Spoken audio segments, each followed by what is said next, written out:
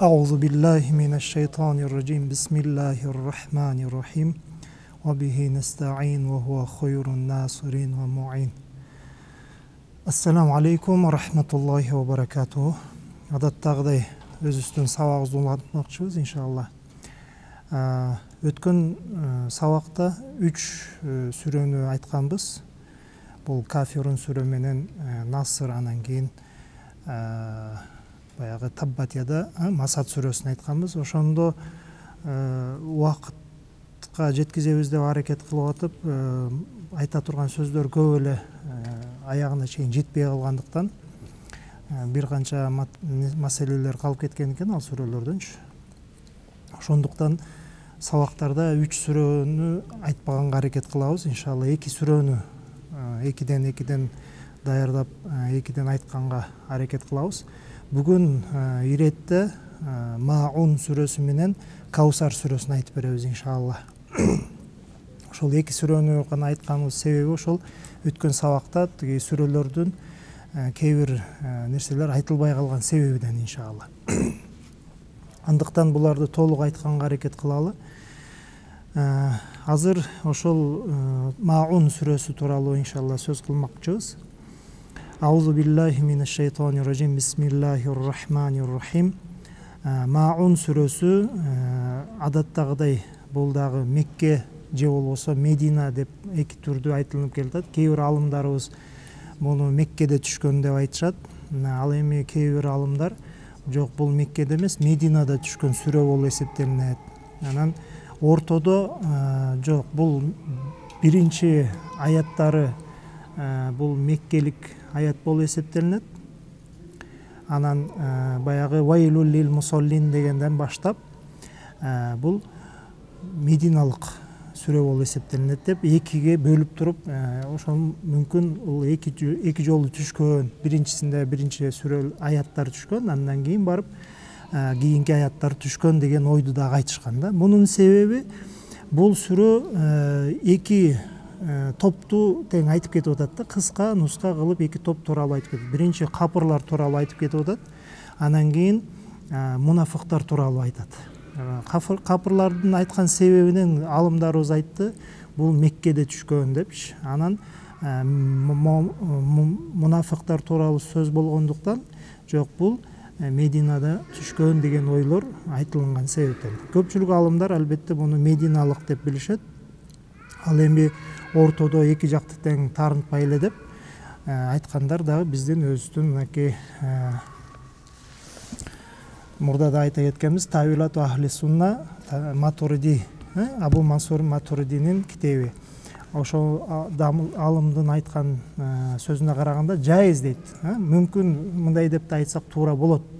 Жайыз Меккеде дагы, анан мединалык деп дагы экиге бөлсөк болот деген ойлорду айткан себеби ошондон.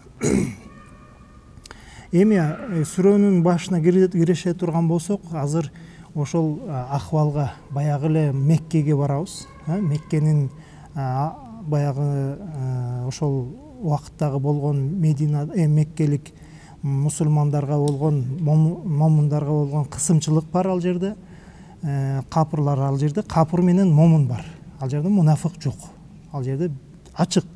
Ким ыйман келтирген болсо, ал өзүнүн ыйманын ачык эле айтып эле мен момунмун, мен мусулманмын, мен Мухаммад алейхисаламдын жолун жолдочумун деп эле ачык эле айтып берген. Ал эми кимде ким ыйман келтирбеген болсо, алар деле жок, мен биз өзүбүздүн ата энебиздин, атабыздан, бабабыздан калган диндебиз деп ачык эле айтып келген. Ошондой тиреш болуп турган кезде бул жерде Аллах Таалам пайгамбар алейхисаламга кайрылып мындай дейт: Бисмиллахиррахманиррахим. Араайталлази юказзибу биддин. Бул жерде суроо берип жатат да, сен билесиңби депчи.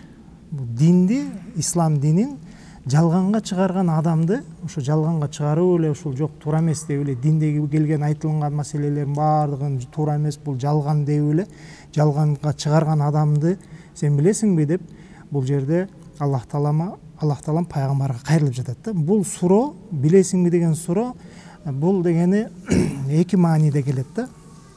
Биринчиси бизди кызыктырып жатат. Бул айтыла турган сөз ким динди жалганга чыгарат? Кандай адамдар жалганга чыгарат деген суроого ошонун тууралуу кулак төшөп, ким андай адам кандай болот экен, кандай адамдар ошондой динге каршылык көргөзөт, аны жалганга чыгарат деген нерсени билип алууга не кылат, кызыктырып жатат. Жана дагы ошол бул жерде ушундай адамдар дагы болот. Динди өзүнүн кызыкчылыгынын максатында муну эмне кылат, жокко чыгарганга аракет кылган адамдар дагы болот деген эки тараптуу болуп калып атат. Андыктан бул жерде Аллах Таалам не деди?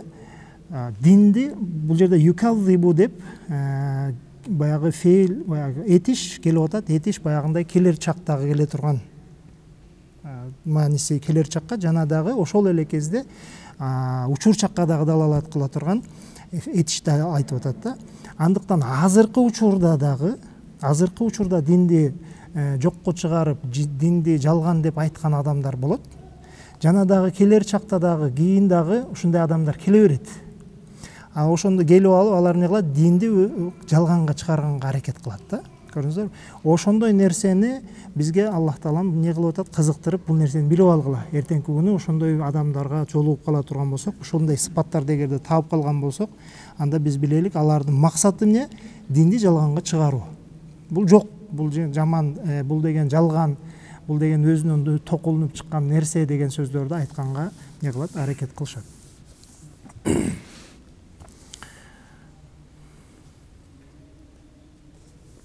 Андыктан бул жерде азыр биз капырлар тууралуу сөз кылып атабыз. Капыр дегенде айта турган болсок, бул капырлардын баардыгы эмес, балким алардын башчылары тууралуу болот да. Себеп дегенде алар ошол дин келген кезде ойлосоңуздар, Меккеге дин келди дагы жаңыдан, ал жерден кул дагы ыйман келтирип атат.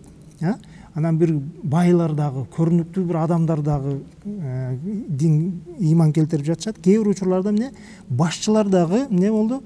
Алар ыйманга кирип жатат да. Андыктан ал жердеги капырлар ошол колунан неге бийлик чыгып кетпеш максатында бул динге каршылык көргөзө баштады да. Ошондо буларда капыр дегенде биз алардын капырлардын башчылары тууралуу сөз кылып атабыз. Себеп дегенде жөнөкөй адам, ал иши жок. Ал дин келет, эмне нерсе келет, ал күнүмдүк оокаты өтсө болду, алхамдулилля деп кете берет алчы. Ал ыйман келтирдиби, кетирбедиби, күнүмдүк оокаты жүргөнүгө Кудайга шүгүр кылып кете берет. Ал эми алардын башчылары колунан бийлик чыгып кетпеш максатында не кылды? Динди жалганга чыгара баштады. Эми кандай болот? Фазалика, эми эгерде ошол адамды билгин келсе дейт. Ошол адамды билгин келсе, фазалика аллади ядуул ятим ва ла яхудду ала туамил мискин деп эки сыпатын айтып кетип атат да. Бул капырлардын эки сыпатын айтып кетип атат. Андай болсо, эгерде билгин келсе, фазалика бул адам, ошол динди жалганга чыгара турган адам, аллади ядуул ятим, ал жетимди жиркет. Жетимди жиркип, аны болсо корс мамиле кылып туруп, баягындай акараттап, ага акысын бербейт. Жана дагы вала яхудду ала туамил мискин, жана мискин колунда жок адамдарга башка бир адам келип аларга бир жардам берейин деп, өзүнүн тапкан оокатынан жакшылыгын көргөзөйүн, могул кедейлердин акыбалын кичине бир өзгөртүп, кол сунуп жардам берейин деп, тамак берейин деген ниети менен келип ошо ишти аткарайын деп атса, аны дагы кызыктырып да койбойт, тосот алдынчы. Буга да бересиңби депчи. Бул баягындай кедей адамга да берип отурасыңбы деп айтат дейт. Анан ошол эки сыпатты не болду? Биринчиси бул жетимдин акысын бербей аны акараттайт. Ага жакшы мамиле кылбастан анын ага бир корс мамиле кылып жиркет. Экинчиден башка бирөөлөрдүн жакшылыгын алдын тосот. Бирөөгө жардам берейин деп, жакшылык кылайын деп отурган болсо, алардын да колун тосот да. Эки сыпаттайт. Эми ушул нерсе баягы биринчи аятка карай турган болсок, динди жалганга чыгаруу кандайынча болуп атат да? Кандайынча болуп атат? Бул дегени бир канча сүрөттү бул жерден чыгарсак болот да. Бир адам бул себеп дегенде жетимге акысын бербей коюу, же болбосо башка бирөө жакшылык кылып аткан болсо жакшылыгын алдын тосуп коюу, бул момун адамдын деле колунан келиши мүмкүн да. Имандуу эле адам, Кудай Таалага ыйман келтирген мусулман, бирок ал деле ушул нерсени кылып коюшу мүмкүн, бул күнөө негизинде, билбестен же болбосо кандайдыр бир себептерден. Эгерде момун деле, момун киши, андыктан баягындай жетимдин акысын жеп жүргөн адам жетимди иштетет, анын тапкан акысын бербестен аны болсо корс мамиле кылып жиркеп отуруп аны иштетип аны кандай бир кул кылып алат да өзүнөчү. Бул себептен анын жүрөгүнө имандын келиши не болот, тоскоолдук болуп калат да. Бул бир. Экинчиден баягы башка бир адамга бирөө жакшылык кылайын деп отурса, анын жолун тоскон адам өзү эч качан жакшылык кылбайт да. Өзүнүн максатын тапкан оокатын алып туруп башка бирөөгө тамагын бир нерсесин ишин бүтүрүп бергенге эмне кылбайт дейт, аракет кылбайт. Андыктан ошентип отуруп мусулман дагы ошонун негизинде ал жалганга чыгарат дейт да. Ошо күнөөнүн чоңоюп кеткен негизинде, ал күнөөнү көп кылган негизинде не дейт ал? Юкадзибу биддин. Ал дагы жалганга чыгарат. Эртеңки күнү ким айтты? Ким барып келиптир акыретке? Ким барып тиги жактан бейиш тозокту көрүп эсеп кысап болот экен, ар бир кыпындай бир нерсеңе жооп берет экенсиң дегенди ким көрүптүр? Ким ал жака жооп берип туруп анан кийин бул жака келиптир, мен барып жооп берип келдим деп, акырет бар экен деп ким айтты деп туруп, ошол күнөөнүн оордугунун себебинен, ошол жолдон кайта албаган себебинен барып туруп динди жалганга чыгарганга не болот дейт, мажбур болот дейт. Бул мусулмандын акыбалы. Ал барып не болуп калат, капыр болуп калат. Акыретти жок деп айтуу менен, акыретте эсеп кысап болбойт дешлиги менен не болду? Ал капырга айланып калып атат. Ал эми кээ бир учурларда капырдын өзү деле ошол нерсе кылышы мүмкүн да. Капыр болсо эле бул жетимдин акысын жейт деген маани чыкпайт. Капыр деле бир жакшылык кылышлыгы мүмкүн. Ал да бир мисалы жетим болуп калган билип калса, ал акысын берип, жакшы иштетип, анын эми баягындай өзүнүн мээримдүүлүгүн төгүшү мүмкүн. Же болбосо башка бир адам жакшылык кылып аткан болсо, ага жардам берип коюшу мүмкүн да. Сен жакшылык кылып аткан турбайсыңбы деп барып туруп ага кошулуп, ал жакшылыкты кылышлыгы мүмкүн, бирок ал капыр бойдон калат. Бул жердеги капыр кандай десе, бул чындыкта эле капыр болгон себебиден, Кудай Таалага иман келтирбеген себебиден, акыретте барып туруп жооп берерин жок деп билген себебиден, барганда мен эч кандай эч нерсеге жооп бербеймин. Андыктан бул жакта бир жетим же болбосо бир колунда жок адамдар, анан көбүнчөсү мусулмандар болгон болсо, анан алар бизде сыпат бар го, момун дегенчи. Андай илгертен айтылып калгандай, бул момун депчи. Момун дегени бул имандуу деген мааниде эмес, баягындай момун дегени унчукпай эле жүрө берет, айткан нерсеңди аткарат, жок десең жок болуп отура берет, жок экен деп баягындай чын эле ишенип алып эле жүрө берген адамдарды момун деп коебуз го. Ошондой адамдарды жолуктуруп кала турган болсо, колдон келишинче аларды иштетип, алардын акысын жеп, алар анан кийин мен акымды бер дей турган болсо, аларга баягындай корс мамиле кылып туруп, алардын акысын бербей коет. Анан ошондой эле башка бир адамдар жакшылык кылам деп аракет кылып аткан кезде алардын дагы жолун тосушу мүмкүн да. Бул капырдын негизги сыпаты ошол болуп эсептелип атат.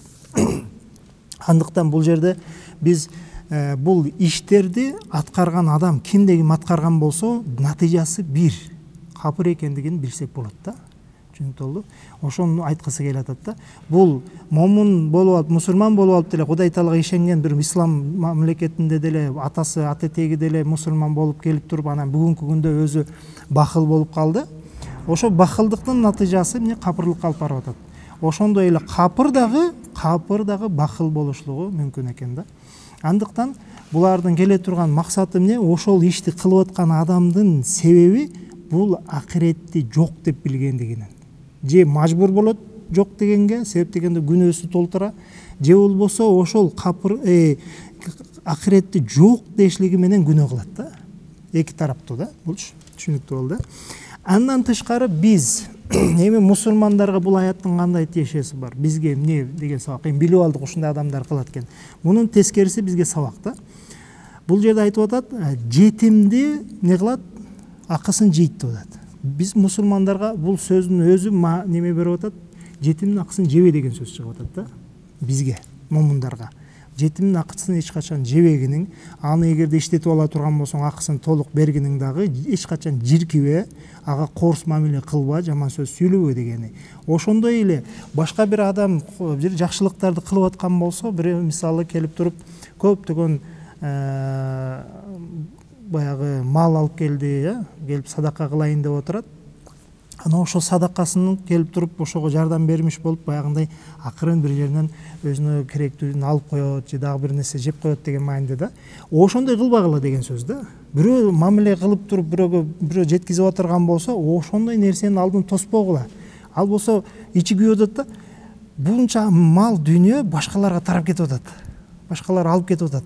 Караса эле бир жетимдер же болбосо баягындай колунда жок адамдар келип алып эле ошол нерседен пайда көрүп атса, бул өзү достаточно эле, өзүчө. Бирок ошол нерсени не кылып атат? Ыра көрө албай атат да. Ыра көрө албаган себебинен барып туруп ал жерден бир кандай бир өзүнө бөлүктү дагы насип кылып алышы аракет кылып атат. Андай кылбагыла деген сөз. Бул бир. Экинчиден башка бирөөнүн колун тоспостон өзүң жакшылык кыл деген маани чыгат да. Өзүң жакшылык кыл. Бул жерде айтып атпайбы? Вала яхудду ала туамил мискин. Башка бирөөлөрдү мискин баягындай жетим колунда жок адамдарга тамак берүүгө кызыктырбайт. Башка бирөөлөрдү. Ай, берсеңчи могуга деп айтпайт да. Эми бул айтпаган адам өзү да кылбайт деген сөз да. Башка бирөөнүн колун тосуп аткан болсо өзү кылбайт деген сөз. Бунун эми тескерисин алабыз. Колуңда бар болсо, колуңда бар болгондон кийин тиги башка бирөөнүн жакшылык кылып атат экен, эми алхамдулилlah шүгүр, анын жолун тоспостон балким өзүң да ошондой бол деген сөз да. Балким өзүңүн колуңдан келген болсо, неге аларга да жакшылыкты жеткизүүгө аракет кыл деген сөз. Буга эгерде мисалы башка аяттардан карай турган болсок, Аллах таалам инна рахматал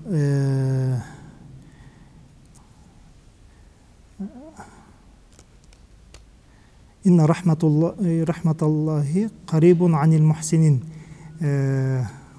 деген аят бар. Эгерде адашпасам. Бул деген мааниси мындай да. Алла тааланын мээримдүүлүгү, бул мухсин баягындай жакшылык кылып жүргөн адамдардан тарайт деген сөз да.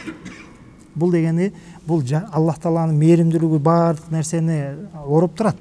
Бирок ошол эле кезде ошол Аллах тааланын рахматына эгерде мен илингим келсе, анда жакшылык кылуучу мухсин адамдарга жакын болушум керек дейт да. Себептен алар дайыма ихсан кылышың менен аларды Аллах тааланын рахматын тараткан болот да. Андыктан кимде ким бир жакшылык сооп иш кылып аткан болсо, билсин, ал аркылуу Аллах таалам аны тандап алып, канча деген байлардын арасынан ошол кишини тандап алып, өзүнүн мээримдүүлүгүн, рахматын башка бирөөлөргө жеткизип жатат да. Көрдүңүзбү? Андыктан ошол баягы жакшылык кылуучу адам билсин дейт. Менин аркылуу Аллах таалам мени ошол ишине кабыл кылып, рахматын жер жүзүнө таратып атат деген нерсени билсин. Бул бир. Анан экинчиден баягы мискин, колунда жок адам ошондой адамдарды тапсын дейт да. Көрдүңүздөрбү? Ошондой адамдарга барып, эгер муктаж болсоң, барып алып ар кимден сурана бербей, чындыкта мухсин адамды табышыбыз зарыл да. Анан ошол нерсени бизге айтып жатат. Бул эгерде биз баягы мусулмандарга дедик го, бунун мааниси эмне экен? Динди тастыктоого барат дейт. Эгерде буну жетимди жиркүү, жакшылыктын алдын тосуу, капырлык алып барган болсо, Кудай таала жок деп, эсеп кысап жок, эртеңки күн акырет жок деген нерсеге натыйжасы ошого барган болсо, мунун тескериси жетимдерге жакшылык кылуу, мискиндерге баягындай колунда жок адамдарга жакшылык кылуу, жана өзү аракет кылуу, башкаларды да чакыруунун натыйжасы эмне? Динди тастыктоого барат да. Акырет бар. Акыретте эсеп кысап болот. Мен ар бир жакшылыгыма Аллах таалам эмне кылат дейт? Мага сооп берет. Жана дагы мен аркылуу Аллах таалам өзүнүн мээримдүүлүгүн таратып атат деген нерсенин негизинде ал болсо иманы көтөрүлүп, иншалла не болот? Динди тастыктайт. Мына ошол себептен биз айтып атабыз, бул сүрө Меккеде түшкөн депчи. Меккеде түшкөн себеби эмнеге? Ал жерде капыр менен момундун ортосунда болгон бир тиришүү бар. Ал эми фавайлул лил мусоллин деп айтышлыгы менен, бул жерде ошо Мединанын акыбалынан, Меккенин акыбалынан Мединага өтүп атабыз да. Ал жерде эмне бар? Мунафык бар, анан момун бар. Мунафыктар баягы биздин арабызда жүрүшөт. Ошондой эле мусулмандар менен эле чогуу жүрөт. Алар деле намаз окумуш болуп эле, мен деле пайгамбарга имам келтирдим деyiшлиги менен, бирок ичиндеги баягы бир нерсе бар. Каткан нерсеси бар да. Ал куфр, ал капырлык, Кудай жок деген сөз. Ошону жашырып туруп, сыртынан не кылып атат? Мен момунмун, мен Кудайга иман келтиргенмин деген нерсени көргөзүп жатат. Ана ушундай адамдардын арасында болуп аткан нерседе Аллах Таала айтып жатат: "Фавайлул лил мусаллин" депчи. Намаз окуп жаткан адамдарга вайл болсун, өкүнүч болсун. Кээ бир учурларда муну тозок оту болсун деп да которулат, каргыш болсун деп каргап жатат да. Намаз окуган адамды каргап жатат. Фавайлул лил мусаллин. Бирок кандай бир намаз окуган адам? Алладина хум ан салатихим сахун. Алар дейт, алар өз намаздарынан баягындай кемчилик кылышат. Унутуп аракет кылып, ошол максаты эмне? Ошол намаз мусулманмын деди да, мойнуна жүктөлдү. Намаз окушлук жүктөлдү. Ошол жүктөлгөндөн кийин ал эмне кылып атат? Ошол намазды убактысынан кечиктирип окуп атат. Же болбосо кемчиликтүү кылып окуганга аракет кылат. Же болбосо баягындай элдин арасына келип калган болсо тескерисинче түмөлөп өтө такыба болуп өзүн көргөзүп, мен такыбамын деп аракет кылып көргөзгөн мааниде болушлугу мүмкүн. Андыктан бул жерде намаз окуучу адам дегенде алладина хум ан салатихим дегенде биз ан деген сөз келди, намаздарынан, намаздарынан деп айтышлыгы бул сырткы маани болуп атат. Намаздын ичинде эмес, намаздын сыртында болуп атат.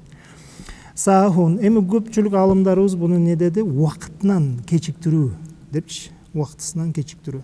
Анан бул көп эле учурларда биз мындай деген түшүнүк бар да, намаздын өзүнүн убагында оку десе, баягы биринчи убактысын ойлошот да көпчүлүк адамдарчы. Мисалы азан айтылды, ошол азан айтылгандан кийин эле сразу окуш керек, ошол маалды түшүнүшөт да, намаздын убактысы дегенде. Бирок андай эмес. Намаздын убактысы деген ошол азан айтылып, кийинки мисалы пешим намазына азан айтылды, асыр намазына чейинки убакыт. Ошонун ичинде окуп калышлык да. Ошонун ичинде мисалы биринчи убакытта аракет кылды окуганга, альхамдулилла. Кээ бир учурда аракет кылсаң да жетишпей каласың да. Бир нерсе себеп кылып карасаң келсең жама бүтүп койгон да. Анан өзүнчө келип окуп отурасың. Бул адам бул аятка түшпөйт. Мындай адамчы. Же болбосо бир нерсенин себебинен ал акыркы убактысына келип калды да. Ошо намаздын акыркы убактында келип туруп намазын өзү аракет кылып окуп калды. Андай адам тууралуу сөз болгон жок. Бул ошол убактысын толугу менен чыгара берет да. Толугу менен эле чыгара берет, мойнунан чыгара берет дагы, анан кийин барып туруп калп эле ошол намазды аракет кылып окуган сыяктуу болуп аракет кылат да. Ошондой адам. Андыктан биз негизи бул Ханафи мазхабында дагы биз Абу Ханифа рахматуллахи алейхтин айткан сөзүнө караганда намаз акыркы убактында важип болот дейт да. Бул дегени кандай? Бул дегени мисалы намаздын убактысы кирди, ошол кирген намаз мойнума качан чындыкта аткарышым керек. Ал болсо акыркысы убактысына барат дейт да. Себеп дегенде мисалы эгерде бир адам баягындай сапарда жүрүп, эгерде суу таппай калган болсо, убакыт кирди, азан айтылды, бирок суу жок. Бирок нары бара турган болсо, бир канча километр бара турган болсо, суу бар да. Ошол бара турган жерине барып жетип тарата ала турган болсо, убакыт чыгып кетпей турган болсо, анда ошол сууга барыш керек. Ошол сууга барып туруп, таратын алып туруп, анан кийин намазын окуш керек да. Эгерде биз ошол убакыттын башында намаз фарз болду, ошол убакытта окушуң керек дей турган болсок, анда сууну таптыңбы, таппадыңбы, таяммум алып туруп ошол жерде окушуң керек болуп калат да. Сууну издештин кажети жок болуп калат. Ал жерде ошо биринчи убакытта эле келип туруп тарата аласың дагы, намазды окуп аласың. Анан бизде көбүнчө эле учурларда ушундай болуп калат. Мен Карабалтадан бияка каттап жүрөбүз да, сабак окуп, биякта медресеге барып, анан биз жаңы ошол 2000-жылдары намаз окуп, анан кийин үйдөн келаткан кезде кээ бирде байкелерде отуруп калат маршруткага. Эми 45 мүнөттө жетебиз да, 45 мүнөттө бир саат ашып кетсе, 1 саатта жетип келебиз. Мейли 1,5 саат дейлик, 2 саат дейлик. Түшсөк азан айтылып калган болот да. Жолдун ортосунда эмес, баягы Карабалтадан чыккандан кийин эле карасаң 1,5 саат болуп калды дагы, саат 1,5 болду дагы, азан айтылып атат. Анан кийин ошол жерде намаз маршруткада кетип баратып эле кармап алган өзү. Мен да туруп баратам, ал дагы туруп баратат. Көп болду ушундай учурлар. Намазыңды окуп албайсың дейт да. Мага астагфир койсоңуз, азыр жетебиз. Жетип барып анан окуйбуз десек, жок, азыр намазды окуш керек дейт. Көрдүңүздөрбү? Бул Ханафи мазхабына туура келбейт. Шарты жок, туруп алып намазды окуп атат. Отурганда жок, туруп алып эле, карманып алып эле Аллаху акбар деп ниет кылды дагы. Кыбла тарапка бир сере карап койду, 4 рекет фарзын окуп алды. эми 4 рекет окуду же 10 рекет окуду. Анан бүтүргөндөн кийин дуаларын кылып неме кылды, анан мага айтат. Намазды өзүнүн убагында окуш керек депчи. Көрдүңүзбү? Намазды өзүнүн убагында окуш керек деген сөздү айтып атат да. Эми мен ал жер көп эле элдин арасында тыгынычта кетип баратабыз, түшүндүргөнгө аракет кылган жокмун. Макул деп эле башымды ийип койдум, ал жерде дискуссия кылып отурбайын депчи. Көп эле учурлар болот да. Ошентип келип жүргөнбүз. Эми көрдүңүздөрбү? Бул намаз айтылынды убактысы кирди, туура. Бирок биздин мазхабыбыз негизинде бул убакыт маршруткада кетип баратабыз. Намазды окуш шарт эмес. Биз ошол 45 мүнөттөн кийин үйгө жетесиң, же болбосо бир түшкөндөн кийин ары жакта эмне мачит бар. Мисалы, тетиги вокзалга келебиз да, вокзалга келгенден кийин нары жагына өтсөң эмне мечит бар. 500 метр нары өтсөң мечит бар. Намазды эмне 45 мүнөт кечиктирип же болбосо 1 саат кечиктирип окуп атабыз. Асырга дагы 2 саат, 3 саат бар. Көрдүңүзбү? Андыктан бул жерде кимде ким эгерде ошондой себептерден намазды артына түшүрүп бир аз кечиктирип окуй турган болсо, ал жөнүндө сөз болгон жок. Бул кандай адам? Бул дегени бул атайын намазын кечиктирет да, атайын. Баардыгы намазга уруп баратат, болбосо бир нерсе калп эле бир нерсе кылмыш кылат. Бир жумуш менен алектенип калат да ошол убакта. Намаз чыгып калгандан кийин анан барып окумуш этип коет. Аны дагы окумуш этет да, окубайт. Чындыкта эле окуганга аракет кылбаган адам. Анан дагы экинчи сыпаты бунун алладина хум юрауна. Эми ошентип жамаат менен келип калды. Эми бул бир учурда намазды эмне кылды, кечиктирди. Бирок кээ бир учурларда эл кетип барса бул да кошулуп калган да, эми айла жок болуп калды. Эми үйгө ошо мечитке келип калды, жамаат чогулуп калды. Ал жерде эмне кылат? Мени көрсүн деп намаз окуйт дейт. Юрауна дегени рия кылат дегени. Мени көрсүн, мен ушундай намаз окуйм, таквамын депчи. Өзүнү таква кылып окубаган намазын окуп калат. Саждасын узун кылып, баягындай кээ бир дуаларды кошуп окуп калат. Жана дагы ушундай анан элдин алдына чыгып алат да. Мени арттагылар көрсүн, мен окуп атат депчи. Кийин күбөлүккө өтүшсүн, мен ушул намазга келип жүргөм. Мен да момунмун, силердин катарыңардамын деген баягындай упай топтоп атат да өзүнө. Көрдүңүздөрбү? Бир убакытта намаздан такыр эле жологусу жок, бирок эгерде кирип калган болсо, эмне кылат экен? Баягы үйүндө окубаган же башка жерде окубаган намазды окуйт да, көрсүн деп. Же болбосо садаканы деле көрсүн, билсин деп берет. Жакшылык кылган болсо деле, бир кандайдыр бир жакшы ибадат кылган болсо, мисалы элдерге кошулуп калып, ал кандай эле ибадат болбосун, ошону мени көрсүн, мени уксун, атым чыксын деген ниетте ошону кылат дейт. Андан тышкары ваямнаун маун дейт. Маун деген сөз бул баягы жакшылыктардын бир аз жакшылыкты айтабыз да. Баардык нерсенин аз-аздан бирок жакшы жагын айтабыз, жакшылыгында. Ошондуктан баягындай бул жерде маунду зекет деп дагы тафсирлегендер бар. Баягы зекет берүүнү өзүнө тыят да. Зекет бергиси келбейт. Зекет неге маун болуп калып атат? Себеп дегенде, мисалы дүйнөсүнүн 40тан 1 бөлүгү чыгып атат да. Ошондо 39 бөлүгүнө 1 бөлүктү салыштырганда бул өтө эле аз болуп калып атат да. Аны дагы бир жылда бир жолу чыгарат. Андыктан ошол баягы зекетти бергиси келбеген адам бул жерге ошондой сыяктуу болуп атат да. Ямнаун ал-маун дегени ошол зекетти эмне бергиси келбейт. Же болбосо зекеттен тышкары дагы мисалы күнүмдүк тиричиликте кээ бир учурларда коңшу коло бар, баягындай баягындай коңшулар бар да, бири-бири менен жашашат, анан таанышат, бири-биринен баягындай ар кандай нерсе сурап, балтаң сынып калган болсо кошунаңдан барып балтасын сурап чаап алайын деп баягындай сурап барасың. Ошондой баягыны күнүмдүк бир аз баягындай колдоно турган, пайдасы бир аз тие турган нерселерди дагы тыят дейт да. Берип койсо эч нерсе жөн эле турат үйүндөчү, отун жарган деле жок. Кошунасы келип туруп балтаны сурап калды, же да ара сурап калды, же да бир нерсе сурап калды. Ошону бергиси келбейт да. Ошондон тыят. Көрдүңүздөрбү? Бул нифак, мунафыктын сыпаттары болуп эсептелип атат да. Эми ошону мисалы биз баягы башында айта кеттик, бул сүрөнү мединалык же болбосо меккелик деп алымдарыбыз талашып калды да.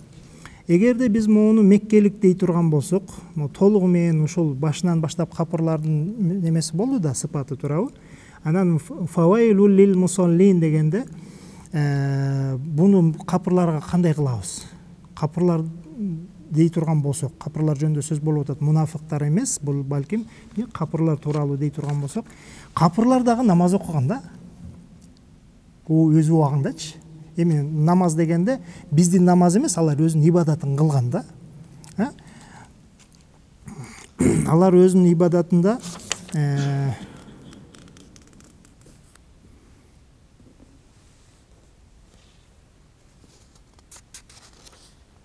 وَمَا كَانَ صَلَاتُهُمْ عِنْدَ الْبَيْتِ إِلَّا مُكَاءً وَتَصْدِيًا дейт.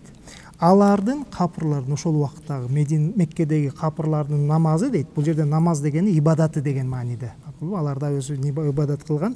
Алардын ибадаты баягы Каабанын алдына келип алып, бир гана баягы ышкырык болгон дейт. Ышкырып эле анан кийин кол чабып, баягындай ызычуу кылып алышып эле кол чабып, анан кийин жылаңач, кээ бирөөлөр жылаңач болуп алып айланышкан да, ошол жердечи. Көрдүңүзбү? Ошондой намаз окуучуларга эмне болсун дейт? Вайл болсун, тозок болсун деген мааниде алсак болот да. Эгерде капырлар жөнүндө сөз кыла турган болсок, мунафык эмес, капыр дей турган болсок, ошондой маани чыгарабыз. Андыктан бул жерде бүгүнкү күндө деле мисалы кээ бир адамдар ошондой динге каршы чыгам деп атырып, дин исламына каршы чыгам деп атырып, тарыхта көп көрүп атабыз. Ар кайсы баягындай тарых немелерин карай турган болсок, баракчаларын бүгүнкү күндө деле бар. Ошол динге, ислам динине каршылык көргөзөбүз деп атып, бир дин ойлоп табышат да өздөрүнөн. Адам баласы өзү дин чыгарып, анан ошол дин, ошол адам өткөн менен жоголуп кетет. Ошол баштаган адам өттү, ошол менен кошуп дини дагы жоголот да. Бирок алардын кылган иштери эмне? Алар дагы ошо биз намаз окутпайлыкпы? Эмне кылып атабыз? Күнүнө келип алып 5 мал намаз окуп отурсак, алар дагы бир кандайдыр бир деңгээлде өздөрүнө ибадат ойлоп таап алышат да. Алардын да ибадаттары ар кандай болушлугу мүмкүн. Кээ бир учурларда баягы отту жагып алып секирип жүрүшөт, жана дагы башка нерсе кылышлыгы мүмкүн. Аларга да вайыл болсун дегени. Аларга да вайыл болсун, аларга да тозок болсун. Анан буларды эми капыр дей турган болсок, бул жагы кандай кылабыз? Алладина хум ан салатихим сахун. Алар ошол намазына дагы кемчилик кылат да. Ошол намаздарына дагы не кылат? Аны кечиктиргенге аракет кылат. Баргысы келбейт же дагы бир нерсе. Ал эми ошол топ болуп чогулуп калган болсо, мени көрсүн, мен түм эле деп туруп баягы жерден өзүн көргөзүп, не кылат? Аракет кылат. Намазын, ошол өздөрүнүн ибадатын көрсүн деген ниетте эмне кылат? Жакшыраак кылганга аракет кылат дейт. Алладина хум юрауна деген рия кылат дегени. Ошондой эле ошондой адамдар алардан бир тыйын бир баягында бир жакшылык неме коңшу колу болуп бара турган болсоң, сурап бир нерсени бербейт ал. Такыр жолу ойлой койгон деген мааниде да. Ошондой мааниде чыгарсак болот эми. Түшүнүктүү болду, мисалы дагы бир сыпаты алардын баягы эгерде Мединага алып барып туруп, Мединада дей турган болсок, алар намазга келбейт дейт. Илла эгерде келе турган болсо, вахум кусала, карасаң эле өтө эле бир жалкоо болуп, намазды окугусу келбей, кандай артынан карасаң бир жака кыйшайып калган болот да. Бир жака кыйшайып алып, эптеп окугусу келип, баягындай чыныгы Кудай үчүн деп баягы хузу деген нерсе жок да. Кудай Тааладан коркуу деген нерсе жок. Карасаң эле баягындай эптемей намаз окуп жатканын көрөсүң дейт. Вала юнфикуна, жана да алар нафака бербейт эч кандай. Бир жакшылык кылайын деген ою жок. Илла ва хум карихун, бере турган болсо ошону жаман көрүп, ошону бергиси келбей жатып берет дейт да. Бул Тауба сүрөсүнүн мисалы 54-аяты тууралуу болуп атат.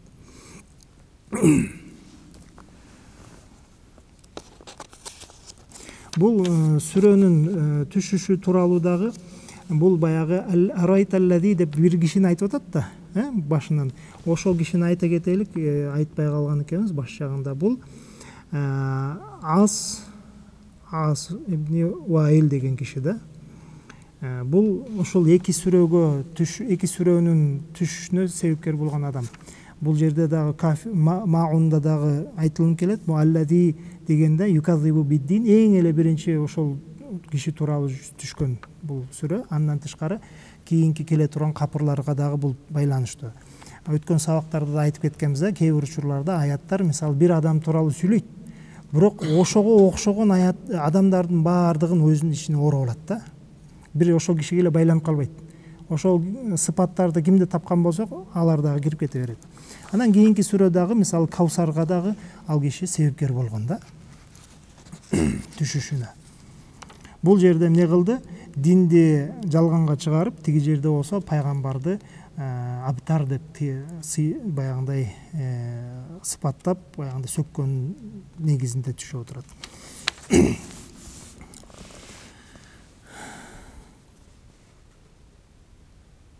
Андан тышкары биз могул сахв деген сөздү мисалы айттык да, сахв дегени баягы унутуп коюу же болбосо жаңылуу деп ала турган болсок, ан деп айттык. Ан дегенде бул намаздан тышкаркы нерсе болуп калды.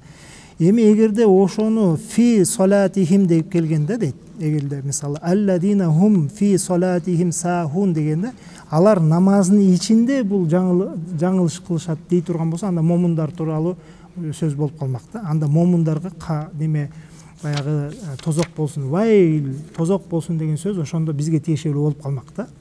Андыктан көп эле бүгүнкү кишилер мисалы Куран окудуңбу деп баягындай момун эмес, баягы башка бир неме динде немелер өкүлдөрү же болбосо баягындай динге каршылык көргөзгөн адамдар келип алып сурайт да, Куран окуп көрдүң беле депчи. Анан кийин эми бизди баарыбыз эле окуйбуз да, туура алхамдулилла окугам десең, толук окудуң беле десе, эми кээ бирөөбүз окуганбыз, кээ бирөөбүз окуган эмеспиз де, ошондой да.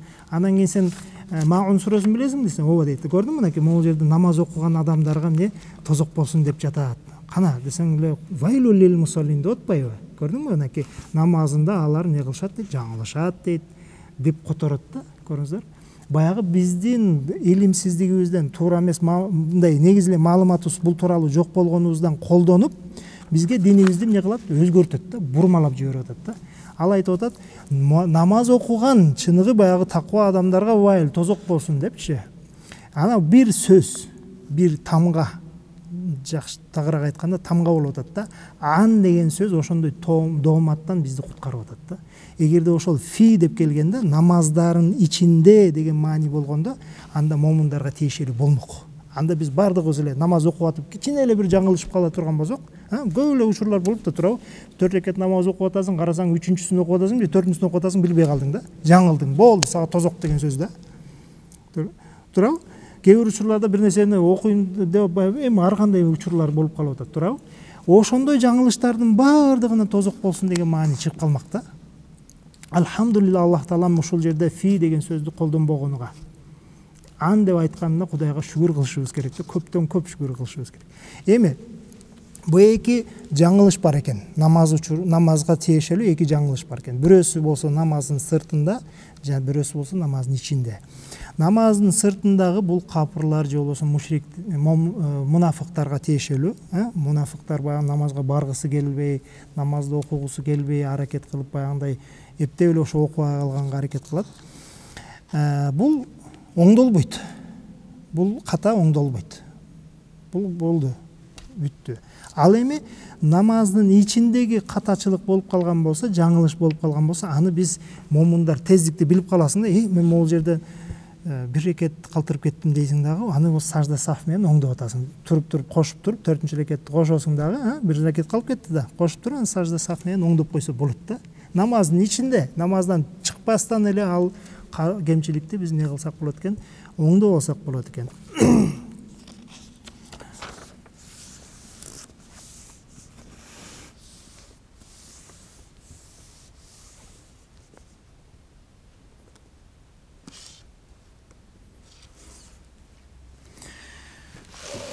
Алхамдулилла, бул китептен дагы Сафату тафасирден дагы колдонуп эметип коелук. Бул жерде бир канча балагат нерселер колдонуп келген. Баягы истифхам, баягы суроо айтты го, ара айталлади деп, билесиңби депчи, баягы суроо кылып атпайбы?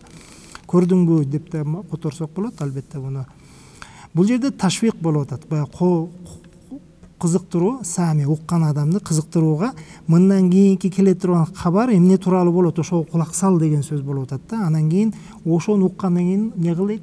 Таажиб, баягындай таң кал дейт. Ушундай да адамдар бар дегендичи. Ушундай да адамдар бар экендигине таң калып коюшуп. Анан бул жерде баягы сөздү өтө кыскартуу дагы келип атат. Ижаз баягы бул жерде айтты да, аруайталлади юказибу биддин. Ошо динди жалганга чыгарган эртең эсеп кысап бар, кыяматта жолугасың, тозок бейиш бар деген нерсени жалганга чыгарган адамды көргүң келеби, же болбосо билгиң келеби дегенде, эгерде билгиң келсе, анда ал фазаликаллази ядул ятим деген могул жерде алдыда бир сөз кеткенде, эгерде билгиң келсе деген сөз эмне болуп калды? Кесилип кетип атат да, кыска кылып туруп эле бул жерде фазалика ал аллази ядул ятим болуп атат да. Анан бул жерде дагы бул жерде залика деген сөз колдонулуп атат. Залика деген сөз эмне? Бул болсо, мисалы, биз бир нерсеге колубуз менен көргөзөбүз, мына депчи. Жакын болсо мына дейбиз. Нарыраак болсо тигине дейбиз, Анте алысыраак болсо тигине деп айтабыз да. Тигине депчи, алысыраак нерсени. Ошондой эле бул жерде залика ошондой сыяктуу. Алыста турган нерсеге колду неметип ишара кылат да. Тигине фазалика дегенич. Эмнеге бул жерде ошол сөздү колдонуп жатат, залика депчи. Бул жерде ошол динди жалганга чыгаруу өтө чоң бир нерсе экендигин көргөзгүсү келет да. Бул жерде адам, ошол турган адам алыс жерде турат деген мааниде айткан жери жок. Бул жерде ошол адам, ушундай сыпаттуу адамдардын кылган иши өтө оор дегенди билдиргиси келет да. Ошону айтып атат. Анан натыйжасы дагы бул өтө бир оор болуп бүтөт. Ал эмне? Ал деген Кудай Тааланы жокко чыгаруу, эсеп кысапты жокко чыгарууга барып бүтөт. Ошондуктан залика колдонулуп жатат дейт.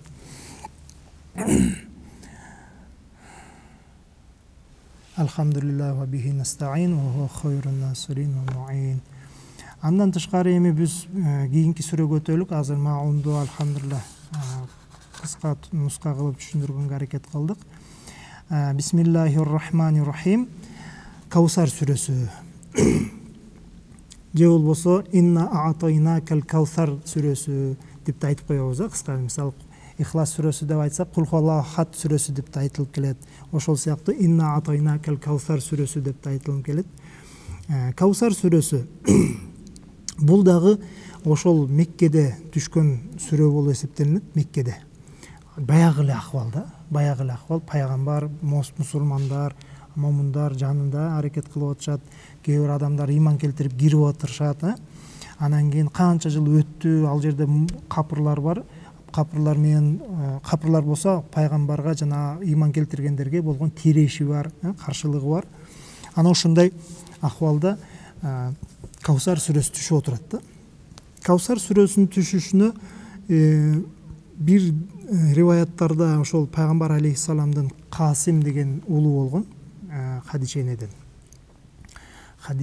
Касим деген уулу өтүп кеткен болот. Же болбосо экинчи дагы бир риваятта Абдулла деген баласы уулу болгон, дагы эле эркек уулу. Ошол өтүп кеткен деген да риваяттар келет. Биринде Абдулла өткөндө түшкөн деп айтылат, кээ бирөөсүндө болсо Касим өткөндө де түшкөн сүрө деп айтылып келет да. Кандай болгон күндө дагы ошол пайгамбар алейхиссаламдын эркек уулу өтүп кетип атат да, бул дүйнөдөнчү. Пайгамбар тирүү болуп турган акыбалда өзүнүн уулун жоготуп отурат. Анан ошол жерде баягы биз айткан киши ал болсо пайгамбар алейхиссаламды немеде жолуктуруп калат да, Кабадачы. Кабада жолуктуруп, анан экөө бир нерсе деп сүйлөшүп калышат. Сүйлөшүп калгандан кийин ал пайгамбар алейхиссалам кетти. Кеткенден кийин бул болсо ошол эле жерден мындай эле басайын десе, бир киши сурап калып атат да. Бул ким депчи? Сен сүйлөшкөн бул ким десе, бул Абтар дейт да. Бул Абтар деп айтат да. Дегени бул ошол бунун урпагы үзүлүп калды, эркек уулу өлүп кетти. Бунун кийин арты болсо эскерип тура турган адамы жок, баласы жок бунун артында. Бунун дайыма атын өчпөстөн кармап тура турган эч бир баласы калбай калды деп баягындай Абтар деп пайгамбарга ошентип сөз сүйлөйт. Анан ошол себептен Аллах Таалам пайгамбар алейхиссаламды сый, урмат көргөзүп, тигилер хакараттаса, пайгамбарды шылдыңдаса, ошондой кесир сөздөрдү сүйлөгөн болсо, алардын оюн карабайсыңарбы? Алардын ою ушул болуп атат да, мен эртең өлүп кетем, өзү жаш келип калды да, бир 60-70ке барып атат, эртең өлөр күнү жакын калды. Мен аркамда балдар менин атымды эмне кылат? Баягы паланчанын баласы деп менин атым дайыма сакталып келет. Паланчанын уруусу деп бир уруунун атына да калып кетиши мүмкүн. ошондой ой менен булар дүйнөнүн көз карашы ушул болуп атат да. Мен балам, мен атымды сактайт депчи. Улам калып кетет. Аллах Таалам андан өйдөрөк бир мааниде Аллах Таалам пайгамбар алейхиссаламды сыйлап айтып атат да. Инна депчи. Албетте биз депчи. Бул жерде мен деген жок да, Аллах Тааламчы. Мен деген жок, биз деп жатат.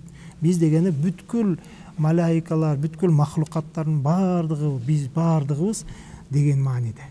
Биз деп баягы бул жерде сен тарабыңдабыз, сени колдойбуз деген сөз да. Жана дагы кээ бир учурларда аяттарда көрөбүз, көп эле жерлерде мисалы бир маселени айтайын десе, бир чоң бир көйгөйдү айтайын десе, касам ичип айтат да. Көп эле билебиз да. Сүрөлөрдө бар не касам айтат Аллах Таалам. Касам айткандан кийин ал ошол айтылып аткан нерсе өтө бир орчундуу маселени айтып аткан экени белгилүү болуп атат да. Бул жерде эч кандай касам айткан жери жок да. Бул жерде түз эле инна биз, албетте биз деп. Мына ушул сөз касам ичүүдөн дагы өйдөрөөк турат да. Касам ичүүдөн дагы өйдөрөөк турат. Бул жерде Аллах Таалам өзү киришип не кылып атат? Пайгамбар алейхиссаламдын тарабын алып атат.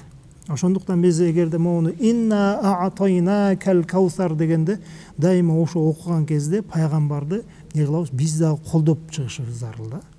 Окуп атканда ушу кадимкидей эле мен колдоп атам пайгамбарды. Биз инна а'атайнака сага я Мухаммад а'атайна бердик, берип койдук деген бул эми а'атайна деген өткөн чактагы этиш келип атат. Өткөн чактагы этиш. Биз мурун эле берип койгонбуз депчи. Мурун эле берип койгонбуз. Сен азыр бизди пайгамбарыбызды абтар деп айтпастан алдын эле берип койгонбуз деген маани чыгып калат да. Бул дегени кандай? Бул Каусар.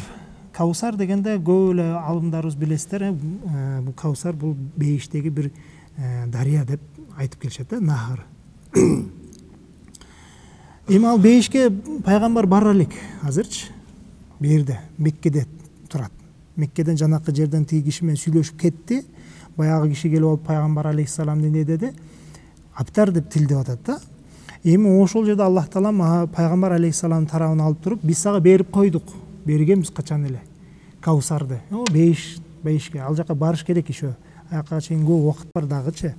Эмнеге өткөн чакта айтып атат? Бул дегени тахаккукул фейл. Фейлдин этиштин, айтылган этиштин чындыкта аткарылат экендигине далалат кылышлыгы үчүн да. Беребиз жакында. Жакын арада беребиз сага. Сен бейишке келгиниң, бейишке кирсең сага жай бар. Өзүнчө даярданып калган жай бар. Анын ичинде бир дарыя бар. Анын аты Каусар деп атат да. Туурабы? О бейиште. Ошол нерсени биз даярдап койдук. Беребиз сага келсең эле дегени, бул дегени сен ошол келбестен алдын биз даярдап койгон нерсени беребиз деген, аныкта беребиз деген сөз да. Эч кандай шектенбе, бул нерсе сага даяр. Бул нерсе сага арналган деген мааниде. Андыктан а'атайна кал каусар дегенде, а'атайна дегенде биз дагы киребиз да. Макулбу? Биз бардыгыбыз момундар, малайкалар, бардык немелер бул кудум эле пайгамбар алейхиссаламга ошол баласын жоготуп койгондун неси баягы сообу катары, мисалы Каусарды биз берип атабыз депчи. Ошол нерсеге биз да кошулуп калабыз. Эми бул жерде Аллах Тааланын мээримдигинин өтө чексиз экендигин белгиси да. Көрбөйсүзбү? Өзү берип отурат, берүүчү Аллах Таала чындыкта эле. Эч ким бере албайт андан тышкарычы. Бирок ошол сөзгө мен бердим деген сөзгө биз да башка малайканы дагы киргизип коюп атат, башкаларды да киргизип коюп атат. Бүт махлукаттардын баарын киргизип коюп атат да. Инна а'атайнакал каусар. Сенин аркаңда биз турабыз деген сөз. Сен коркпогуң, сенин атың эч качан өчпөйт. Тиги аптар деп сенин атың өчүп кетет деп айтып атат. Сенин атың эч качан өчүп кетпейт дегени. Кантип мисалы бүгүнкү күндө көрүп отурабыз, мынакей минбар турат. Ар бир эле мечитте ушул минбарга чыккан болсо пайгамбардын аты аталынат да. Дагы деле айтылып келатат. Ошол пайгамбар алейхиссалам заманынан келип туруп, кийин кыяматка чейин ушул минбарлардан пайгамбар алейхиссаламдын аты түгөнбөс, токтоп калбастан айтылып кете берет. Жана дагы биз кайсы жерге келсек да Мухаммад алейхиссалам, жолдошу саллаллаху алейхи вассалам деп баягындай сый, урмат менен баягындай салават айтышым керек деп баягы милдет катары, урматтап, даңазалап, анын жайын өйдө кылып туруп айтып келатабыз да. А тиги кишинин аты жок. Мен атайын айткан жокмун. Жана бир жол башында тиги сүрөдө айтып кеттим. Бул жерде айткым келбей жатат да. Эмнеге дегенде ал аптар. анын аты өчүп кетет. Бирок биз билебиз, тарыхта жазылып калган бул кишичи. Билсек дагы анын атын эч кимибиз билбейбиз. Ким сөктүрө деп де билбейбиз да. Бирөө сөккөн билебиз да, бирөө сөккөн бир жаман сөздү айтты. Бирок аты ким экенин дагы билбейбиз да. Китепти карасаң табылат. Табылса дагы артынан канча деген каргыштар айтылган да. Паланча атың өчкүр депчи мисалы. Анын балдары да жок да. Анын балдары да жок. Ал кайсы урууда экени дагы билинбейт да. Көрүңүздөр кандай бүгүнкү күндө натыйжасын көрүп жатабыз. Баягы сен аркан куруп кеткен деген адамдын өзү куруп кетти, балдары да куруп кетти да. Жок. Аты дагы жок. Билебиз бирөө бар экенин. Андыктан фасолли Аллах таалам айтып атат да. Көрүңүздөр, фасолли андыктан намазың оку деп пайгамбар алейхиссаламга Аллахтан буйрук берип атат. Түзмө-түз. Фасолли ли роббика, өзүңдүн кудайыңа намазыңды окуй бер. Ванхар, жана дагы ошол намазды оку. Бул жерде намаз дегени бул курбан айт намазы тууралуу айтылып жатат. Курбан айт намазын окугандан кийин чыгып алып туруп курбанчылыгыңды кыл деп атат. Ванхар дегенде бул төөнү сойгон кезде төөнү баягы мууздабайт да. Бул немесинен кылып, анын төш жагынан баягындай неме кылат. Нахар кылат. Ошо ванхар деген төөсөй деп атат да, төөсөй.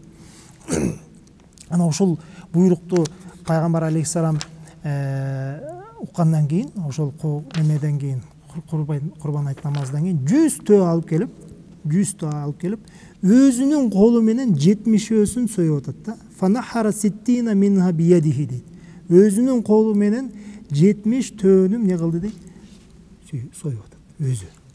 Андан кийин Али разияллаху анхуну калган 70 деп коем, 60 кечиресиздер, ситтина 60 төөнү өзү союп туруп, калган 40 төөнү Али разияллаху анхуга буйрук берип атат. Али разияллаху анху калганын союп атат да. Ошондо бул жерде чоң бир маани жатат да. Караңыздарчы, фасолли ли роббика. Намаздын ибадаттарын арасынан Аллах таалам намазды тандап атат да. Болбосо хаж бар турабы, орозо карма десе болобу эле, хажды бар бир айланып кел, бир таваф кылып кел десе болобу эле. Же болбосо дагы башка бир ислам дининдеги фарздардын бирөөсүн, ибадаттардын бирөөсүн айтышы мүмкүн эле да. Бирок ошолордун арасынан намазды тандап атат да. Эмне бул жерде намазды тандап атат? Себеп дегенде, мисалы бүгүнкү күндү баарыбыз жакшы билебиз. Бул ибадаттардын кээ бирөөсүндө мындай жыргалчылык да бар да, оңойчулук бар. Жөнөкөй сөз менен мындай бир кайф ала турган жерлери да бар да. Мисалы, ажылыкка барсаң, умрага барып келе турган болсоң, туура эми барып ибадат кылабыз. Бирок канча деген жерлерди барып көрүп келип атасың, кандай нерселерди барып көрүп келип атасың, уктап атасың барып алып, мындай хаж 5 мүнөттө бүтүп калбайт да. Ал бир убакытты талап кылат. Ошол талаптын бүткөнгө чейин канча деген рахаттар бар да. Ошол эле кезде мисалы башка бирөөгө таам баягындай тамак берсең деле, анда деле бир өзүнүн рахаты бар.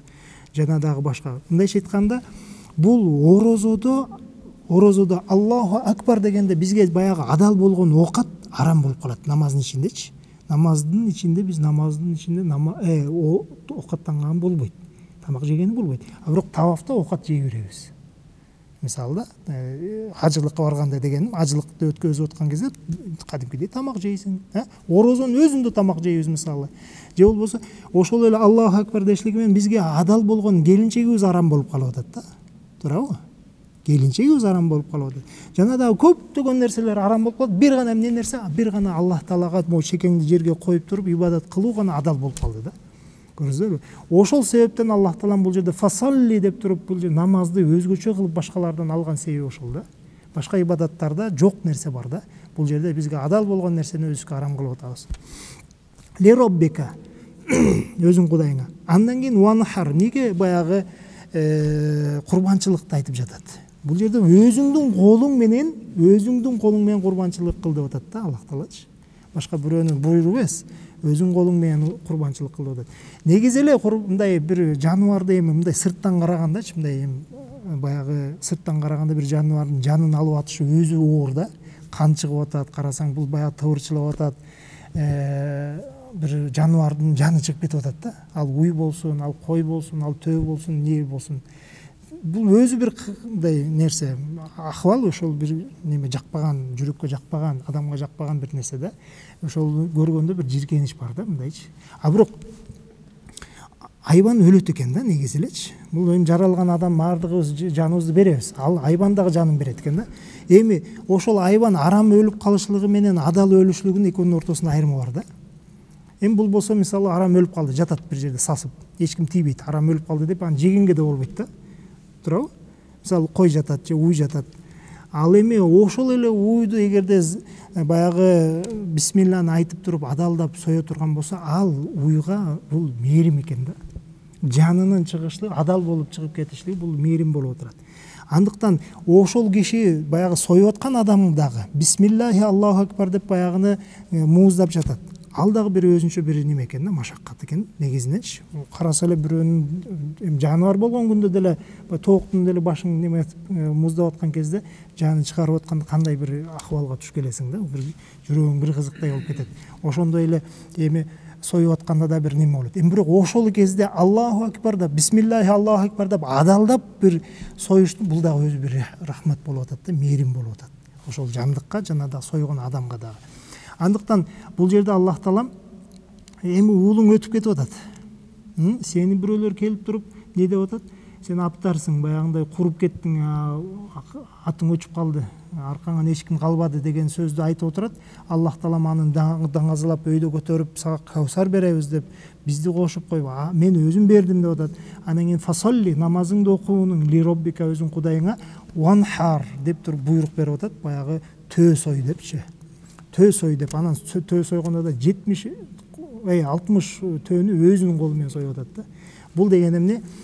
Ошол кыйынчылыктарды көрүп баягы балаң өтүп кетип атат. Бул жерде курбанчылык кыл. Кандай? Баягы Ибрахим алейхиссалам дагы өзүнүн баласын не кылган? Биринчи соем деп эле алып келди да. Туурабы? Соем деп эле алып келген. Анан кийин эле Аллах Таалам баягы жерден соеюн десе бычак өтпөйт. Анын ордуна бир жаныбарды берип коет атпайбы? Мынакей сой депчи. Көрдүңүзбү? Ошондой эле бул жерде да баласы өтүп кетти. Анан анын ордуна Аллах Таалам не кылды? Ванхар деп туруп буйрук берип атат. Эми курбанчылык сойгону, төө сойгон.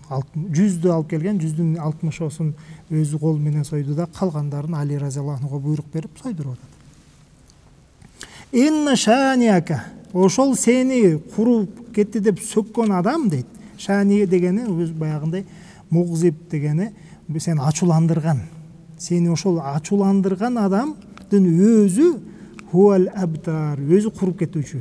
Өзүнүн аты жок болуп кетет, балдары жок болуп кетет, бул дүйнөдөн болбогондой эле болуп калып кетет деп Аллах Таалам өзү бул жерде не кылып атат? Уада берип атат да. Көрсө бул баягындай каргыш да, каргыш. Инна шаниака хуал абтар. Ошол сени неме ачууландырган адам, сени баягындай сөккөн адам өзү жок болуп кетүүчү деп. Бул аятта бир канча нерселер бар да. Бул жерде Аллах Таалам биринчиден ошол дини сен түз жолдо кетип баратасың дегендин белгиси. Бул жерде айтып атпайбы? Инна атойна кал кавсар, о кавсарды берип койдук депчи. Эми ошол акиретте дей турган болсок, сен бара турган бул жерде азыр кыйынчылык болуп атат Меккедечи. Канча деген элдер каршы чыгып алган. Ошол жерде өзүнүн эли чыгып алды, анан кошумча дагы арабтар бар башка уруудан, алар келип алып кыйынчылык тудуруп атышат. Бир мусулмандардын бирөөлөрүн алып туруп үстүнө таш коюп кыйынчылык көргөзүп атышат. Канчасын өлтүрүп коюшту, жана дагы башка арада баягы бир канча мусулмандар Эфиопияга барганга мажбур болушту. Ушундай кыйынчылыктардын арасында ушунчалык кысымчылыкта сен бейиште неме берем деген сөзү, бул акыретте сен булардын баарын жеңип чыгасың дегени да. Акыры буларды жеңесиң. Акыры ушул сени коргоп аткан адамдар башиет деген мааниде. Булчу сен утасың деген мааниде. Бул жерде Аллах Таалам пайгамбарга не болуп калат? Сүйүнчү берип атат да, сен утасың депчи. Андыктан ибадатыңды уланта бер, сен менен кошо келген адамдар дагы немесин уланта берсин деп. Эми бул жерде дагы ванхар дегенде кээ бир алымдар айтат, баягы намаздын ичинде фасолли ли роббика деди да, сен өзүңдүн кудайыңа намазыңды окугунуң ванхар дегени ошол колуңду могу төшүңө нахар жерден төштөн союла турган жерден ванхар дегени ушу төшүңө колуңду мынтип койгонуң деген сөз. Мынтип койгонуң деген оң колду сол колдун үстүнө коюп неме кыл деген. Анан кээ бирөөлөр ошол эле немени төшкө эмес, негизи эле бул колду сол колдун үстүнө, оң колду сол колдун үстүнө коюп намаз окушулук деген да маани чыгарган адамдар бар. Бул баягы колду бул жерге коесуңбу же болбосо жагына коесуңбу, айырмасы жок депчи. Андыктан могул жерде ванхар деп эки түрдүү келип калды да. Биринде биз айттык азыр Ханафи мазхабында бул жерде курбанчылык, биздин мазхабта. Анан Шафи мазхабында булар мисалы колду ошол могул жерге коюп окуган себеби ошондон да, аларчы туугандар, мисалы Шафи туугандарыбыз бул жерге коюп намаз окуп атпайбы, мына ушунун себебинен. Эми буйрук, Аллах Тааладан буйрук келген фасолли дегени бул жерде ошол парз экендигин далилат кылып атат. Важип, баягы милдет депчи. Милдеттүү түрдө сен намазыңды окугунуң.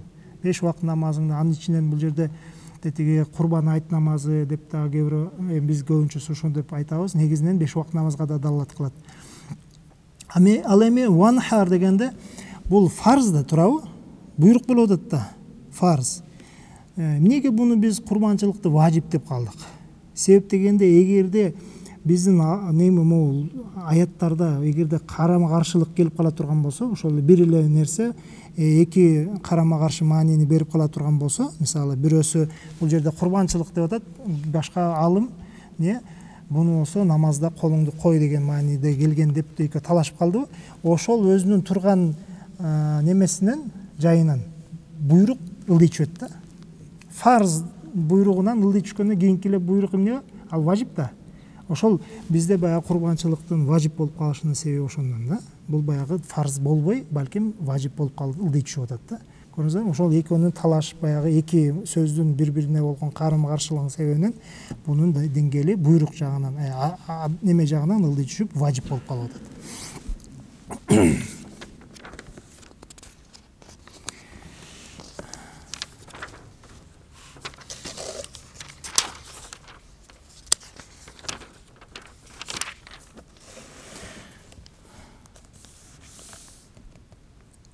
Бул китептен дагы карап коелук иншалла.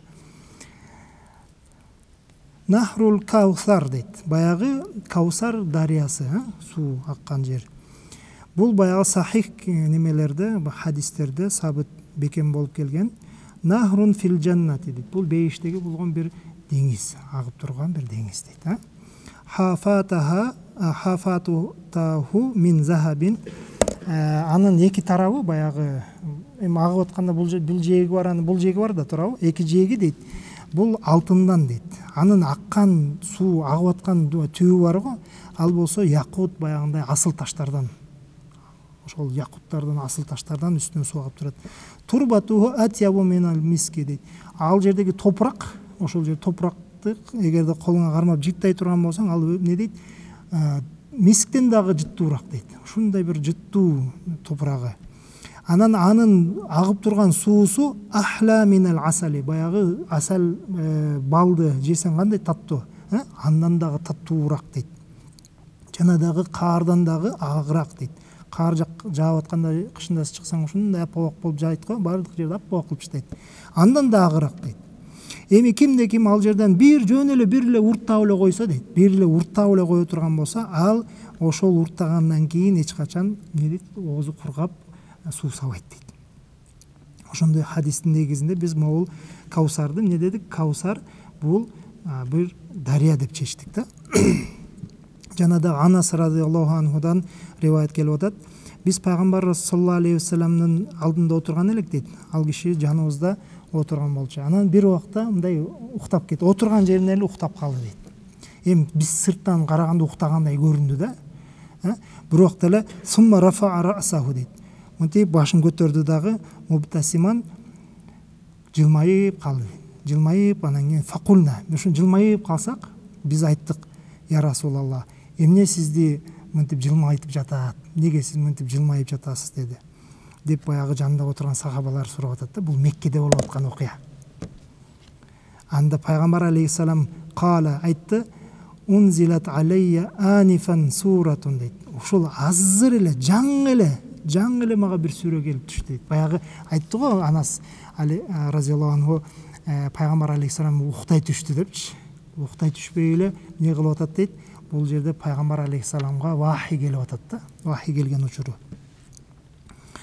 Факара бисмиллахир рахманир рахим. Анан кийин эле сразу эле бисмиллахир рахманир рахим деп окуй баштады. Инна а'тайнакал кавсар деп 3 аятты окуду дейт. Толугу менен. Сумма кала кийин бүткөндөн кийин биз жымжырт угуп отурабыз. Биринчи жолу угуп атабыз да. Жымжырт отургандан кийин пайгамбар алейхисалам мындай деди. Атадруна мал кавсару. Силер билесиңер бул кавсар деген эмне? Аллах таалам биз сага кавсарды бердик деп атат. Не дейсиңер? Билесиңер десек, мен биз биринчи жолу угуп аткандан кийин кулна Аллаху ва расулуху а'лам. Пайгамбар, Аллах таала анын пайгамбары билүүчүрөөк бизге караганда. Дедик дейт. Кала фаиннаху нахрун. Бул деген бул бир деңиз дейт. Мындай неме агып турган баягы. Ва'аданихи Рабби азза ва жалла. Буну мага уада берди дейт Аллах таала. Менин Кудайым мага уада берди дейт. Иншаллах бейишке барганда. Фихи хайрун касирун. Анда өтө бир көптөгөн не бар дейт? Жакшылыктар бар дейт. Хуа хаузун. Анан ал бир боягындай бир бассейн сыяктуу болуп турат дейт. Ага болсо менин үммөтүм келип кыямат күнү ошонун четте отуруп калат. Четтейт деп. Үммөтүм баардыгы ошол жерге чогулат дейт. Ал жердеги идиштер болот дейт. Ошол баягы суудан иче турган идиштери болот. Анын саны баягы жылдыздар асманда карасаңар канча деген жылдыздар турган болсо ошончалык ошондой болуп жайылып турат. Баягындай идиштер болот. Суу алып туруп иче тургандайчы. Кружкаларда. Ошонтип отурган кезде дейт, бир пенде мындай кетеңчиктеп калат дейт. Кетеңчиктепчи. Баягы элдин мусулмандар баардыгы кирип алып эле ал жерден немени алып алып ичип атышса, бирөө баягындай жигери албайт, же чыга албайт, титиреп, баягындай калтырап, өзүнчө эле бир жаман болуп акыбалда турган болот дагы. Анда пайгамбар алейхисалам аны көрүп калып, эми кыяматта боло турган окуяны айтып берип атат да. Көрүп калып, мындай дейт. Факулу мен айттым дейт. Иннаху, мына бул киши мен уммати, менин үммөтүмдөн. Бул менин үммөтүмдөн деп баягы өзүнө тартып атат да. Бул менин үммөтүм, бул да мусулман, бул да кирсин, бул да хауздан барып баягы жерден суу ичсин деген ниетте. Анда бир сөз айтылынат дейт. Аллах таала жооп берди эмес, бир сөз айтылынат, бир баягы үн чыгып, файқалу иннака ла тадри дейт. Сен билбейсиң. Сен билбейсиң дейт. Ма ахтаса ба'дака дейт. Сенден өтүп кеткениңден, сенден артыңдан кийин кандай нерселер болорун сен билбейсиң деп эле жооп берилди дейт. То есть бул киши ошол жегире албайт, же чыга албайт бир калтырап турган себеби эмне? Бул кандайдыр бир негизинде, бир себептердин негизинде бияка кире албай атат. Бул бир нерселер кылган. Мындай бул дегени буга окшогон адамдар көп болот дегени да. Сен өтүп кеткенден кийин пайгамбар жок деп эле өз билгендер, өзүн билген адамдар чыгат да. Ал эми Абу Хаян айтат, бул Кавсар тууралуу. Кавсар деген эмне өзү деп айткан кезде 26 түрдүү сөз айтылган дейт. 26 түрдүү тафсир болгон дейт. Бул Кавсар деген эмне деген мааниде келгенде. Ошолордун туурарагы биздин ойго дейт. Бул баягы пайгамбар алейхисаламдын айткан сөзү дейт. Бул болсо нахрун деди го. Бул баягы бейиштеги бир бассейн болот, ага агып турган бир суу болот, деңиз болот деп. Ал эми өзү ошол Кавсардын негизги өзүнүн маанисин карай турган болсок, бул касура деген сөздөн эле чыккан. Баягы касура деген касир, баягы касир деген өтө көп дегени. Ал эми бир нерсени арабтар өтө көп деген, андан дагы көбүрөөк деген мааниде айта турган болсо, Кавсар деп вов тамгасын экинчи тамга кылып киргизет дагы. Кавсар болуп калды да. Вав могул жерде в кау дегенде в деген сөз бул ашыкча болуп атат. Бул касурадан чыккан, ошондо вов кошулушлугу менен бул көп деген маанини дагы көбөйтүп атат да. Өтө көп, андан да көбүрөөк деген мааниде. Макулбу? Анан эми ал көп болгон болсо кандай болот десе, бул жерде баягы көп жакшылыктын өтө чектен ашкан жакшылык деген мааниде болуп атат да. Эгерде ошол маанисин ала турган болсок, өтө чоң деген мааниде ала турган болсок, бул баягы Кавсардан дагы өйдөрөөк нерсени Аллах таалам бердим деген сөз болот да. Бул дегени бул акыретте бере турган нерсеси бул Кавсар болгон болсо, а бул дүйнөдө да бир нерсе береби дегенде, ооба, бул дүйнөдө дагы жакшылык берилет. Бул дүйнөдө дагы өтө чоң бир жакшылыктар берилет деп туруп пайгамбарга дагы болгон көптөгөн жакшылыктар берилген. Жана дагы бул Каусарды мисалы биз айта турган болсок, биз бейиште айтып атабыз да, бул нерсе бар, тиги нерсе бар депчи. Мисалы кээ бирде баягындай бактарактар болот, үйлөр болот, баягындай чоң немелер болот, касырлар болот, жана дагы башка нерселердин баарын айтып атабыз. Билгенибизди айтып атабыз да, кыскасычы. Билгенибиз, биз өзүбүздүн акылыбызга жеткен нерселерди анан дагы ойлойбуз да, андан да жакшыраак болот депчи. Баягы андан да ашырып жиберелик депчи. Биз эми бир жерге жеттик да, андан да ашыгыраак, андан да сонураак деп айтып атабыз да. Бирок Аллах Таалам ал тууралуу мындай дейт. Каусар деген сөздү мисалы эгерде биз бейиштин немелери дей турган болсок, бейиште дейт, сенин көзүң көрбөгөн, кулагың укпаган, акылың жетпеген нерселер бар дейт. Аларды биз көрө элекпиз да. Алар эмне экенин да билбейбиз. Алар тууралуу кабар да уккан эмеспиз. Мисалы бул үй бар, анан дагы эмне бар деп ар кандай нерселер айтылып атпайбы? Бул реклама сыяктуу да. Мисалы эң биринчи жолу бизге баягы эстесеңер, баягы сникерслер, дагы башка нерселер келгенде биз Совет дору кеткенден кийин эле сникерс келе баштады, Adidas деген нерсе келе баштады, жана дагы башка нерсе келе. Рекламадан эле көрөт элек да. Ой, жесең эле тоюп каласың депчи. Анан айылдан бизге Бишкекке келдик да. Бишкекке келип баягы жерден немени көрүп калдык, баягы сникерсти көрүп калып, карасаң кичинекей эле нерсе. Айылда андан 4-10 эсе чоңураак нерсе жейсиң да. Айылда эми баягындай көп неме кыласың го. Эми кичинекей эле нерсени жесең тоюп каласың да. Бул реклама экен да, көрсөчү. Рекламадан биз тоюп калганбыз. Көрөр, анан аныгын көрсөң бир кызык эле бир нерсе болду да. Эми жеп көргөнбүз андан кийин деле. Бирок ошол сыяктуу да бул бейиш дагычы. Мисалы бейиште бул биз дүйнөдө бизге реклама кылып атат. Баягы кыз хорлайндар бар, жана дагы башка нерселер бар. Бунун баардыгы реклама болуп атат. Бирок ушундай бир нерселер бар. Силердин кулагыңар уга элек, алардын рекламасы чыга элек да, мындайча айткандачы. Реклама боло элек нерселер бар да. Иншалла ал нерсени барганда көрөбүз, Кудайым буйруса. Анан ошол нерсени деле Каусар катары алсак болот. Бул дүйнөдө Аллах Таалам бизге ушундай намаздын негизинде фасолли караңызчы, ошол нерсеге жетиш үчүн намаз окушубуз керек экен, курбанчылык кылышыбыз керек. Иншалла. Ва ахиру давана алхамдулиллахи rabbil alamin bi rahmatik.